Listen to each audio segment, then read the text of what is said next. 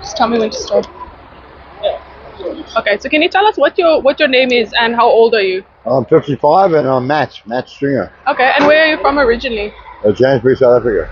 From where? Joburg. From Joburg. Okay, Yeah. and how did you end up in Cape Town? I came for an interview which didn't materialise.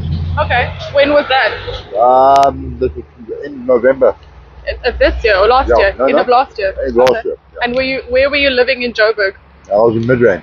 Okay, and were you living like on the streets or in a house? Well, or I was in a place that had no electricity, but I was working for myself. I do firefighting equipment and. Oh, you do firefighting equipment. Okay. Well, servicing firefighting equipment. Yeah. And then you came to Cape Town, and then what did that process look like? I got told that it will be on hold to see what will happen. In February basically.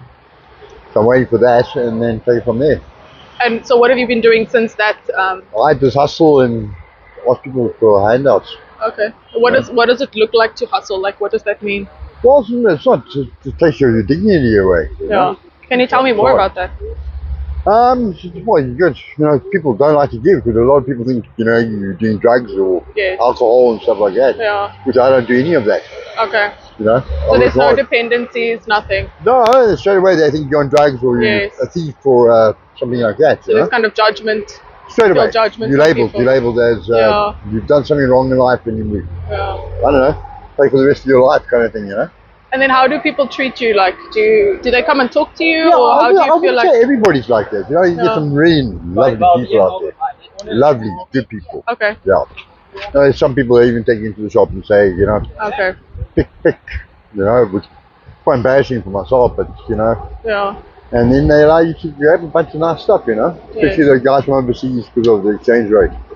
Okay, yeah, so they got more to spend. Yeah, right? no, they say grab this, and you say, hey, hold on, because you're thinking about the money side of it, and they just keep throwing things into the basket.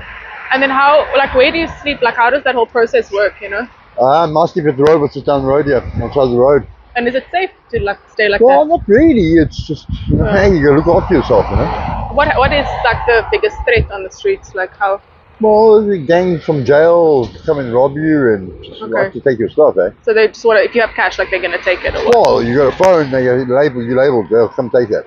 Yeah. They'll mark you, and just a matter of time, they will grab you. So you don't have any possessions, I suppose, then? Or no, I've just got some bedding. That's about it. Yeah. And then where does one go to the toilet and all of that stuff? Like how does that process? Okay, well, there's a path that goes through there. You go there. Find a place. Yeah, by the Pick and Pay, there's a centre toilets upstairs. Okay, so there's places. Yeah. And then what was your childhood like? You said you grew up in Joburg. Yeah, my parents are in Canada. Yeah. I grew up in Edmonton, and my sister's still there in Canada. Yeah. Okay. But now, because me arriving here, because I got robbed in November when I arrived. I had my phone and everything. Okay. So that put me backwards. And isn't your family can someone? I've been in touch with them since then. Because you don't have any way to contact them. No, I don't have a phone. Yeah. So what would you like people to know about yourself or living on the streets? Pardon? What would you like people to know about yourself or living on the streets or this kind of? Hey, survival of the fittest, eh? Yeah. Yeah. Take it as como si como sa. Yeah. You just come easy go, eh? But everybody's not a bad person, Yes. That's, just the rest of the world should know that, You can't just see somebody sitting on the side of the street and think, hey, he's a bad person, that person. Yeah, so it's like the automatic judgment. Yeah, so you're saying that everyone on the streets is not necessarily either addicted or kind of mental health. Like, what would you say is the main reason people end up on the would say a lot of people come from bad families, I would say. Yeah. I've met a lot of them. And rather them sitting in with their bad families, they rather leave the house. Yeah. And that's when they start doing the street story and stuff, which can also change them to the bad side. So you're saying it's because of lack of support or lack of I'd say understanding in childhood then? I'd say even the government is not handling it properly. Yeah. What is the government doing about it? Because I mean there's 14,000 they want you to go to a housing place which is worse than jail. What was the option? What is the alternative to this? Well, there is no other option. To go to like a jail setup or be on the street and survive for yourself, Yeah. What do you mean like a jail setup? What does that mean? It's like being in prison. Oh, do they set up housing and stuff? It's cold water. Teach like shit. Yeah. They don't listen to what your story is, like what you're asking now. Yeah. Okay. So you've only been on the streets in a couple of months now. You're saying, or when you were in Joburg, you were? No, I was since lockdown. lockdown, but you know, I got my own business job doing firefighting equipment. Just I struggle without a vehicle. Yeah. So, and now with all my late tools being taken in November, took me back to that real hustle. Since COVID times, you're saying, right? Well, yeah. Because I found like after COVID, a lot of more people are on the streets because it seems like a lot of people were employed and then suddenly not employed.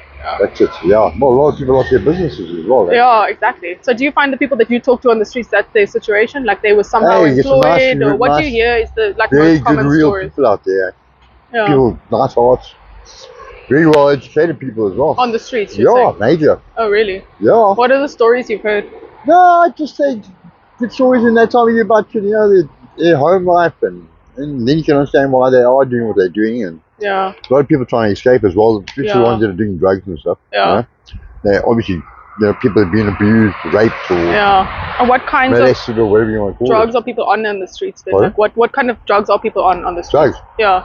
Oh, they're on everything. Buttons, mandrax, you know, crystal meth and all that stuff. Yeah, seems like that's the most important. The main ones is weed and stuff like that, you know. Yeah. Okay. But you know, if you've been abused or raped, you know, or to the child, you can't really blame those people from doing it. They're making what's going through their heads when they're sleeping, you know. Yeah. Oh, just being away from their families is probably a better thing. Who knows? Yeah. But the government should now take that in hand and. What do you think the government should be doing? People should go for counselling and checked out and put in a proper environment, not sort of a jail setup. You know? So like a psychological kind of what do you call it? Like a rehabilitation process. Yeah, almost, you know, if you go overseas to Canada or states like that, it's totally different. So really. Yeah. You know, there you go to a rehab centre. Well, I've never been to any like that, but I've seen it on TV. Yeah. You know, it's better than a hotel. Yeah. Yeah, exactly. Okay. Yeah. So the government, things should be. No, they're not handling it totally yet. No. Okay, is there anything else you would like people to know about yourself? Or? No, I just say, hey, just people, hey, pray to God and be happy. Yeah, and I suppose donate if they have some food and stuff like that. Don't need donate, just help. You know, if there's a job you can give to somebody, give them a try, you know? Yeah. Not everybody's bad. Yeah, exactly. You know? They have faith. Yes. Give it a test. Yeah. All right. Okay, thank you so much. Do you have any questions left? No questions. Okay.